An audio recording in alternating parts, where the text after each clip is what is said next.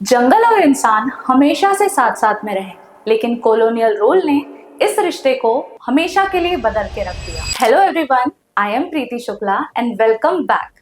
Today we are going to start our very fresh new chapter which is Forest Society and Colonialism. इस chapter को पढ़ने से पहले हमें ये चीज अंडरस्टैंड कर लेनी चाहिए कि अभी तक जो हमने हिस्ट्री में पढ़ा था, अभी तक हमने फ्रेंच रेवोल्यूशन देखा, हमने रशियन रेवोल्यूशन देखा, हमने नाजिज्म देखा, हमने ये सब चीजें पढ़ी तो हमने ये सब समझा कि एक पॉलिटिकल स्ट्रक्चर कैसे इम्पैक्ट हो रहा है अलग अलग कंट्रीज में, अलग अलग नेशंस में, एक आइडियोलॉजी कैसे चेंज हो रही है, अलग अलग लोग क्या क्या सोच रहे हैं, और जो ब्रिटिश है, ब्रिटेन है, यूरोप है, वो बढ़ती पावर कैसे बन के सबके सामने आ रहा है। लेकिन अब हम ये समझेंगे कि कोलोनियलिज्म दैट इज इंपीरियलिज्म का इम्पैक्ट इंडिया में as a Indian territory India पे क्या इम्पैक्ट रहा। हम ये तो जानते हैं कि किस तरह से ब्रिटिशर्स ने हमारे इंडिया पे एक कंट्रोल स्टैब्लिश किया था, राज किया था, है ना। लेकिन अब हम ये भी समझेंगे कि उस कंट्रोल की वजह से, उस इंपीरियलिज्म की वजह से क्या क्या इम्पैक्ट हमारे कंट्रीज पे, हमारी कंट्री पे, हमारी इकोनॉमी पे, हमारी ग्रोथ पे, हमारे लोगों पे पड़ा। लेकिन इस चैप्टर में हम समझेंगे मेजरली कि फॉरेस्ट एक सेगमेंट है और फॉरेस्ट के लोग एक सोसाइटी हैं और उन पे क्या इम्पैक्ट पड़ा। Let us understand now. इस चैप्टर में हम जो पढ़ने वाले हैं उसको एक ओवरव्यू की तरह से हम ले लेते हैं, ठीक है। Livelihood, economies and society. हम देखेंगे कि इस चैप्टर में कि लाइवलीहुड्स पे कैसे असर पड़ रहा है, क्या इम्पैक्ट है इंपीरियलिज्म का, कोलोनियलिज्म का। इकोनॉमिक्स पे क्या इम्पैक्ट है, इकोनॉमिक ग्रोथ पे क्या इम्पैक्ट आएगा अगर किसी एरिया में ये ब्रिटिशर्स आ रहे हैं, यूरोपियंस आ रहे हैं, तो क्या इम्पैक्ट रहेगा।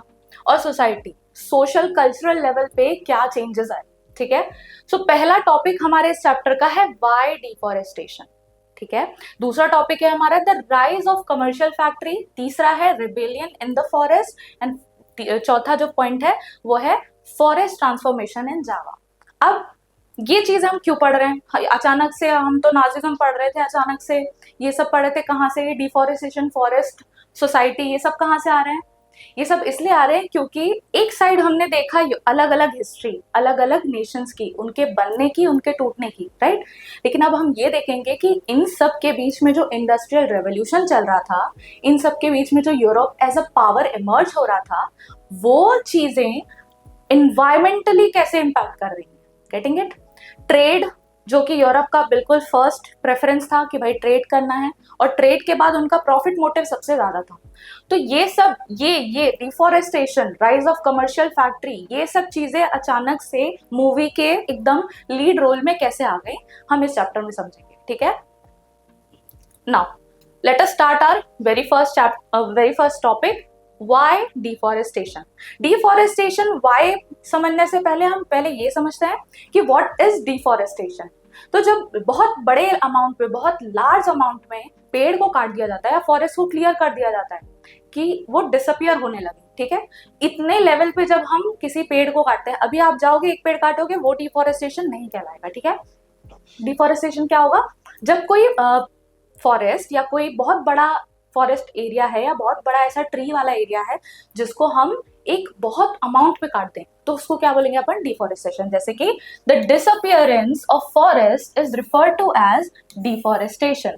2 बार लिख दिया है, ठीक है। डिफॉरेस्टेशन दैट मीन्स बहुत ही डिसअपियरेंस ऑफ फॉरेस्ट, डिसअपियर हो गया। बहुत बड़ा फॉरेस्ट क्या होता है? पेड़ एक सिंगुलर यूनिट है, फॉरेस्ट क्या है? एक बहुत बड़ी एंटिटी है, राइट।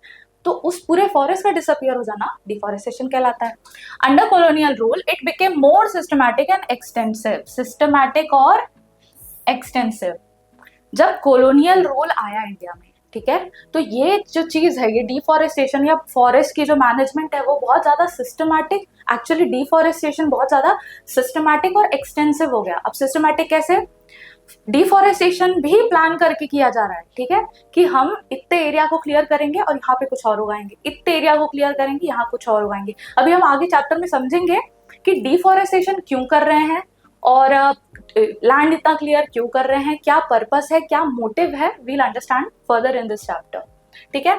नाउ अब एक डेटा देखो, 13.9 million square kilometre of forest और 9.3% of the world's total forest या world's total area was cleared for industrial uses, cultivation, pastures and fuel wood. ठीक है, इतना बड़ा अमाउंट का या 9.3% एरिया जो है पूरे वर्ल्ड का, it was cleared for what, for cultivation, pastures and fuel wood. ठीक है, देखो पहले क्या होता था, लोग जैसे अभी आप तुम लोग आगे चैप्टर नहीं अगली क्लास में पढ़ोगे, अभी तो तुम 9th में हो, लेकिन जब आप लोग आगे जब पढ़ोगे तब तुम्हें समझ में आएगा कि अफ्रीका में या जो भी अमेरिका में, इन सब एरियाज में, इन सब रीजन्स में यूरोपियन पावर्स ने किस किस तरह से चीज़ों को इम्पैक्ट किया था। अभी मैं उसका इंट्रोडक्शन नहीं दूंगी, बस एक छोटी सी इंफॉर्मेशन यहाँ पे दे रही हूँ कि यूरोपियन पावर्स ने ना अलग अलग जगह पे जाके ये पूरा फ्यूल वुड एक्सट्रैक्ट करना, वहाँ के रिसोर्स एक्सट्रैक्ट करना, वहाँ की जनता को एक्सप्लॉइट करना, ये सारा काम यूरोपियन पावर्स ने किया था। हम यहाँ पे एक बस छोटा सा एक ट्रेलर देख रहे हैं। ठीक है, तो ये ट्रेलर के हिसाब से अगर हम देखें तो ये बहुत बड़ा अमाउंट है, इतने ज्यादा square kilometre of area was cleared. ठीक है, लेकिन पहले के टाइम पे क्या होता था, लोग सेल्फ सस्टेन करते थे, जैसे कि अफ्रीका के लोग, वो लोग सेल्फ सस्टेनिंग एक्टिविटीज में इन्वॉल्व थे, जैसे कि खुद ही उगाते थे और खुद ही खाते थे, तो वो लोगों को कोई दिक्कत नहीं थी, उनको कहीं काम करने की जरूरत नहीं थी, उनके पास इनफ रिसोर्सेस था सर्वाइवल के लिए। ठीक है, लेकिन ये greeds of European, greed of Britain, इन सब चीजों ने क्या कर दिया, लीड किया exploitation of the world actually. ठीक है, तो वर्ल्ड के टोटल एरिया कल्टीवेशन के लिए, पैस्चर के लिए और फ्यूल वुड के लिए क्लियर की गई। ठीक है, अब कल्टीवेशन क्या, ज्यादा प्रॉफिट होगा, जितना ज्यादा एरिया आपको कल्टीवेशन करने को मिलेगा उतना ज्यादा प्रोडक्शन होगा, उतना ज्यादा प्रोडक्शन होगा तो उतनी ज्यादा क्या हो जाएगी, प्रॉफिट। ठीक है, और प्रॉफिट का मोटिव तो हमारे ब्रिटेन का है ही, गेटिंग इट। ठीक है, तो आई होप डिफॉरेस्टेशन समझ में आ गया। अब वाई भी अपन समझ लेंगे, वाई क्यों। ठीक है, तो पहला, लैंड टू बी इम्प्रूव्ड। इन लोगों को क्या करना था, जो हमारे ब्रिटिश है, जो हमारा ब्रिटेन है, ठीक है, हमारा नहीं एक्चुअली बट ब्रिटेन है, they wanted to expand their cultivation, they wanted to expand their plantation, they want to expand their economy and profit motive, trade. ठीक है, और इसके वजह से ये लोग क्या करते थे, जहां पे भी इनको लैंड की अपॉर्चुनिटी मिलती थी, अफ्रीका में भी इन्होंने यही तबाही मचाई थी, अमेरिका में इन लोग ने यही काम किया था, इंडिया में आके भी इन लोगों को अपॉर्चुनिटीज पे अपॉर्चुनिटीज मिल गई थी, इंडिया सोने की चिड़िया तो थी ही, राइट। तो यहाँ पे भी आके उन्होंने यही किया। 1600 में 1/6 of the India's land mass was under cultivation, मतलब 16th सेंचुरी में। ठीक है, 16th सेंचुरी में हमारे इंडिया का 1/6 of the land mass was under cultivation. हम लोग क्या है ना, बहुत आरामदायक लोग हैं, आराम से अपना प्रोडक्शन करते थे, खुद को सेल्फ सस्टेन करके आराम से जीते थे, लेकिन as population increase over centuries the demand for food went up. ठीक है, देखो जितनी पॉपुलेशन होती है ना उतनी ही डिमांड होती है खाने की, तो उतना ही अपन प्रोड्यूस करते हैं। अब वहां उस टाइम पे पॉपुलेशन क्या थी, बहुत कम थी। ठीक है, एकदम मतलब ठीक ठाक थी, नॉर्मल। तो 1/6 इंडिया के जो लैंड मास थे उस पर अगर आप कल्टीवेशन करोगे तो पूरी पॉपुलेशन को फीड आराम से हो जाता था। ठीक है, लेकिन as soon as population started increasing, क्योंकि पॉपुलेशन ग्रोथ एक सर्टेन पीरियड ऑफ टाइम में होती ही है, तो स्टार्ट हुआ ये। तो जैसे ही पॉपुलेशन ग्रोथ स्टार्ट हुई, we always know that demand for food will always increase, right, and it is very obvious. ठीक, क्योंकि भाई पॉपुलेशन बढ़े तो खाना तो चाहिए ही ना, तो demand for food increase. Now peasant extended the boundaries of cultivation, clearing the forest and breaking the new land. ठीक है, अब देखो बहुत ही ऑब्वियस चीज है कि अभी तक जितने में हो जा रहा था, जितने में सबका पेट भर जा रहा था, उतने लैंड को यूज कर रहे थे, लेकिन जैसे जैसे पॉपुलेशन बनेगी, रहने के लिए भी जगह चाहिए। ठीक है, कल्टीवेशन करने के लिए भी जगह चाहिए, ग्रेस कराने के लिए, डेयरी फार्मिंग जो भी लोग करते हैं उसको करने के लिए भी तो जगह चाहिए, राइट।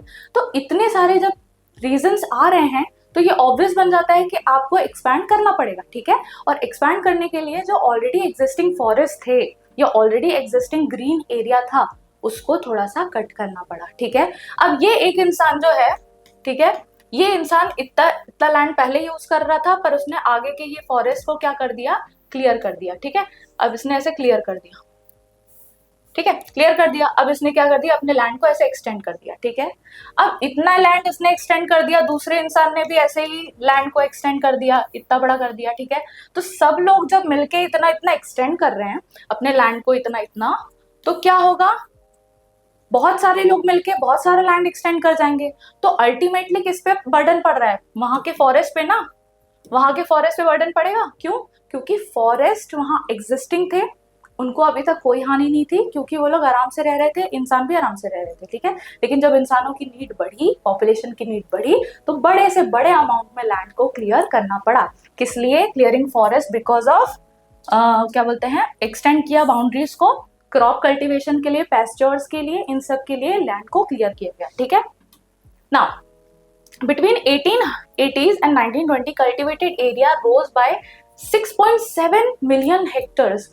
मतलब हम 1.6 पे कर रहे थे, ठीक है, और जो 3 पॉइंट जो भी था, उस मिलियन स्क्वायर किलोमीटर के एरिया को एक्सटेंड कर दिया गया इतने मिलियन हेक्टर से और ज्यादा। मतलब इतना भारी अमाउंट में एक लैंड को एग्रीगेट सम निकाला गया, तो इतना ज्यादा एक्सपेंशन लैंड का हुआ। दैट मीन्स इतने ही फॉरेस्ट एरियाज या इतने ही कल्टिवेटेबल एरियाज को क्लियर किया गया होगा, right. So deforestation ultimately it is happening, right.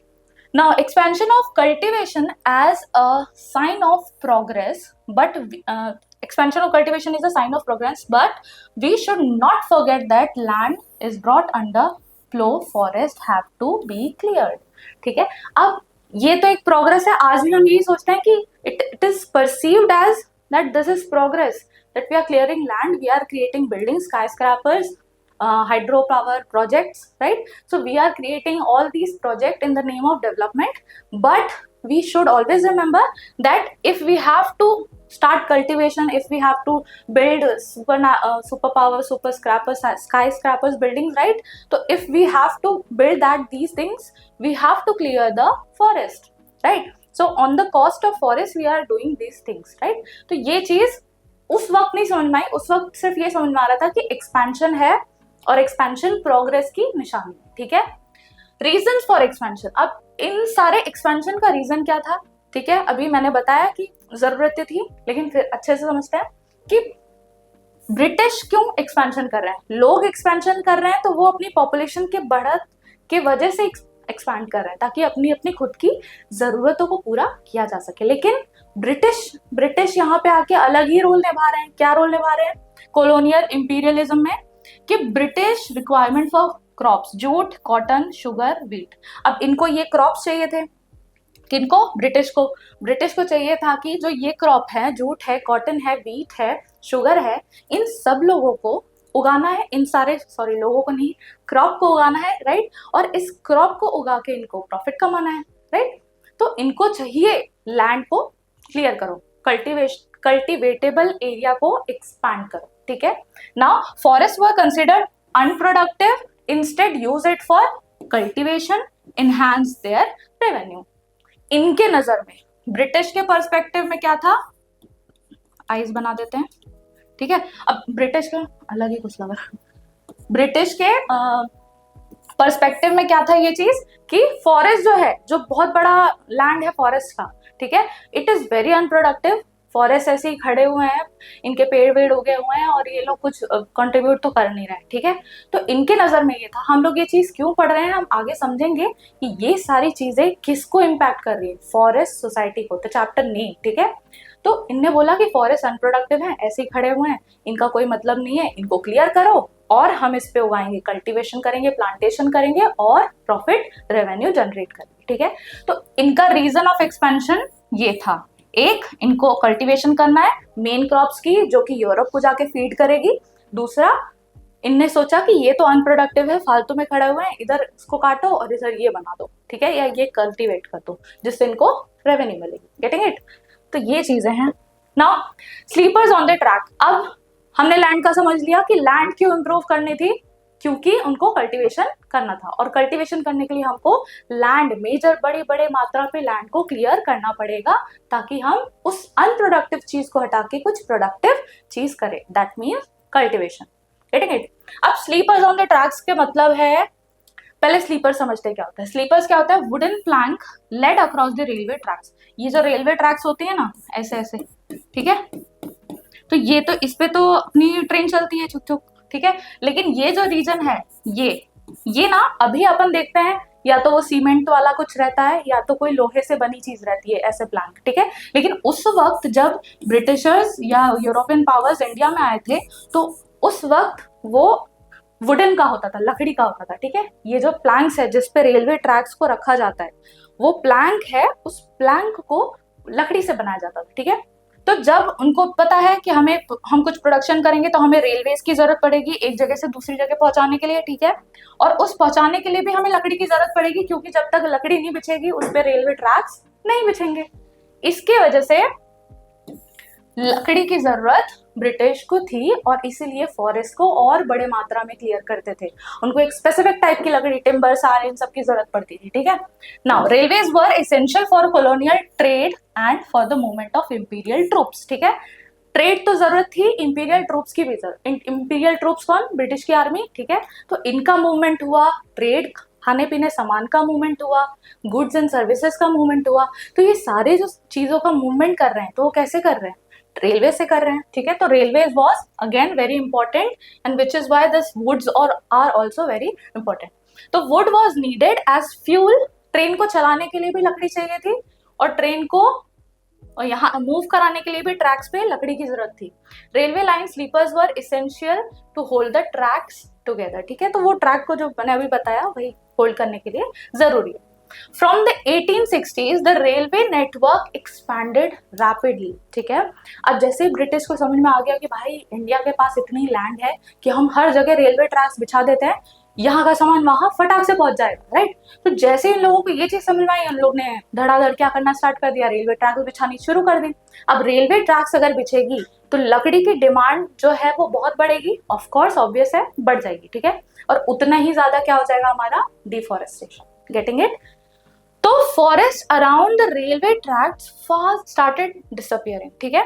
बहुत ज्यादा, बहुत भारी मात्रा में, भारी अमाउंट में, बहुत हैवी हेफ्टी अमाउंट में क्या हुआ, जो ये ट्रैक्स है, ट्रैक्स के आसपास जितने भी फॉरेस्ट है वो सब कटने लगे। क्यों? क्योंकि ट्रैक को अगर बनाना है तो आसपास की लकड़ी ही काट के लाएंगे, राइट। कहीं से उठा के तो नहीं लाएंगे भाई, फॉरेस्ट ही था पूरा इंडिया, है ना। आज जो अपना इंडिया है वो काफी अर्बनाइज्ड है, राइट। लेकिन तब का इंडिया क्या था? विलेज था, फॉरेस्ट थे। और ब्रिटिश ने अपने पे जिम्मेदारी ले ली कि हम इंडिया के पूरे फॉरेस्ट को खत्म कर देंगे, ठीक है। तो ये हुआ। तो सी अराउंड 35,000 ट्रीज वर कट एनुअली, दे वर कटेड डाउन एनुअली। मतलब सोच रहे हो 35,000 के आसपास ट्रीज क्या है, काट दिए जा रहे हैं, राइट। तो जब अगर ये हर साल ऐसे हो रहा है तो मतलब तुम गिनती लगा लो कि जितने साल ये लोग रहे होंगे क्या हालत हुई होगी इंडिया की, राइट। Getting it? तो ये स्लीपर्स ऑन ट्रैक्स। अब ब्रिटिश को एक एक्सपेंशन करने की जरूरत थी क्योंकि उनको कल्टीवेशन करना था। दूसरा, ब्रिटिश को क्यों एक्सपेंशन की जरूरत थी? क्योंकि उनको स्लीपर्स भी चाहिए थे। उनको स्लीपर चाहिए बिछाने के लिए, जिसके वजह से उनका ट्रेड एक जगह से दूसरी जगह या पोर्ट तक ले जाने के लिए रेलवे में यूज किया जा सके वुड को। Getting it? नाउ ये देखो, यही बता रही थी मैं, ये जो प्लैंक्स है ना, ये प्लैंक्स लकड़ी के होते थे। वुड देखो, ये वुड है ना, तो ये वुड पहले यूज हुआ करते थे। अभी तो बहुत कुछ अलग है, देखो अभी ये यूज हुआ करते हैं। देखो आयरन के जो ये है प्लैंक्स वो यूज होते हैं और ब्रिक्स उसका भी वो सीमेंट का भी यूज होता है, सीमेंट का भी प्लैंक्स यूज होते हैं, लेकिन पहले वुड के हुआ करते थे, ठीक है। ओके, नाउ अब ब्रिटिशर्स को और क्यों जरूरत थी? ब्रिटिशर्स को एक और चीज चाहिए थी, प्लांटेशन करना था, ठीक है। अभी हमने देखा लैंड इंप्रूवमेंट, ठीक है। लैंड टू बी इम्प्रूव क्यों? ताकि जो अनप्रोडक्टिव फॉरेस्ट हैं, जो अनप्रोडक्टिव एरियाज हैं, उनको प्रोडक्टिविटी में कन्वर्ट किया जा सके, उनको कल्टीवेशन करवाया जा सके, राइट। फिर हमने देखा उनको स्लीपर्स की जरूरत थी, प्लैंक्स की जरूरत थी, और जब इतने ज्यादा लेवल पे रेलवे लाइंस को बिछाना था तो इसको यूटिलाइज करने के लिए वुड तो चाहिए था, ठीक है। नाउ अब वापस से डिफॉरेस्टेशन और क्यों किया गया? प्लांटेशन की वजह से। अब प्लांटेशन होता क्या है पहले ये समझो। Plantation is a single type of crop produced और grown in a large area. मतलब देख रहे हो, ऐसे एक बहुत बड़ा लैंड है, ठीक है, और उस पर सिर्फ एक टाइप की क्रॉप है। अगर बैम्बू की कल्टीवेशन हो रहा है तो ये पूरे रीजन में ना सिर्फ बैम्बू रहेंगे, ठीक है। अगर शुगर केन का हो रहा है तो सिर्फ शुगर केन, लंबे लंबे डंडे ऐसे एक जगह से दूसरे के पुरेंगे। टी, कॉफी समझ लो, ये भी क्या होते हैं? प्लांटेशन क्रॉप कहलाते हैं। एक टाइप का क्रॉप जब बहुत बड़े रीजन पे आप उगा रहे हो, ठीक है, बहुत बड़े एरिया में उगा रहे हो, और किस लिए, प्रॉफिट मोटिव के लिए, किसी कमर्शियलिटी के लिए, जिस ठीक है, तो उसके लिए आप इसको उगा रहे हो एक बड़े एरिया में भर के, बड़ा सा, ठीक है। तो ब्रिटिश को प्लांटेशन से बहुत फायदा मिलता था, ठीक है। वो लोग क्या करते थे, बहुत बड़े एरिया को एक बार में कट कर देते थे, पूरा क्लियर कर देते थे, और क्या करते थे, वहां पे उगाना शुरू कर देते थे एक टाइप का क्रॉप, ठीक है। जैसे कि उनको टिम्बर चाहिए तो टिम्बर उगा दिया, साल चाहिए तो साल उगा दिया, जिससे उनको एक हेफ्टी अमाउंट में कुछ सालों में एक बड़ी बढ़िया क्वालिटी की लकड़ी मिल जाया करती थी और बहुत मात्रा में मिल जाती थी, ठीक है। So large area of natural forest were also cleared to make way for tea, coffee, rubber plantation to meet Europe growing demand. देखा, मैंने वही बोला, अब यूरोप की डिमांड है, कहाँ से फुलफिल होगी, इंडिया से, क्योंकि यूरोप का जो कंट्री उनकी अपनी है वो इतनी सी है, इंडिया इतना है, राइट। तो उनको लैंड मिल गया, उनको फॉरेस्ट मिल गए, उनको लकड़ी मिल गई, तो तबाही मचा दी उनने बोला कि भाई चलो टी उगाएंगे, कॉफी उगाएंगे और रबर भी उगाएंगे, ठीक है, क्योंकि यूरोप की डिमांड है, क्योंकि यूरोप की जरूरत है, तो हम यहाँ पे पूरे तबाही कर देंगे, ठीक है। Now the colonial government took over forest, gave vast area to European planters at cheap rates, ठीक है। इंडिया की जमीन को, ठीक है, इंडिया की जमीन को यूरोपियन प्लांटर्स को देके उस पे उगा रहे हैं, ठीक है। और ये जो क्रॉप हो रही है उसको कहाँ भेज रहे हैं, यूरोप में भेज रहे हैं, ठीक है।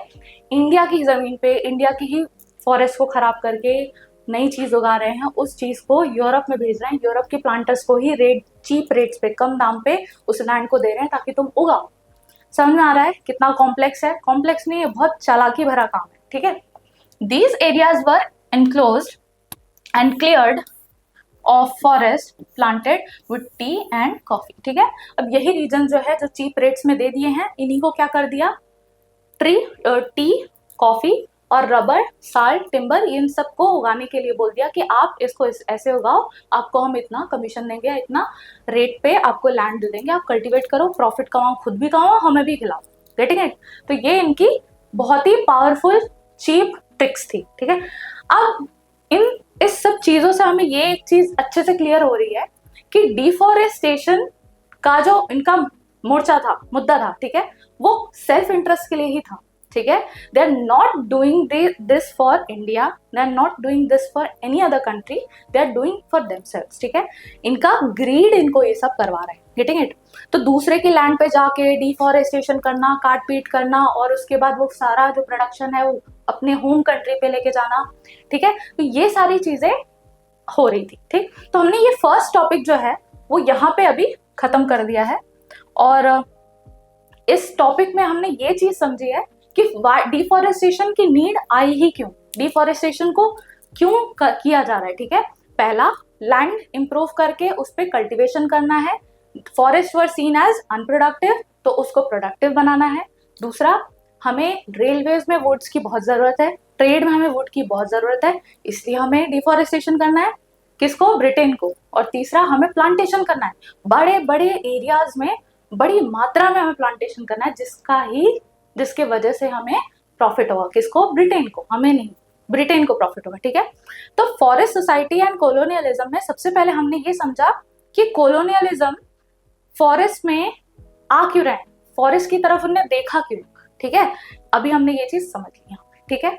ये टॉपिक हमारा यहीं पे खत्म होता है। इसी के साथ मैं ये कहना चाहूंगी कि जब भी प्रकृति के साथ छेड़छाड़ की जाती है, फॉरेस्ट के साथ छेड़छाड़ की जाती है, तो समाज और प्रकृति दोनों पे ही असर होता है। और थैंक यू। अगर आपको ये लेक्चर पसंद आया हो तो इसको लाइक करें, सब्सक्राइब करें और शेयर करें।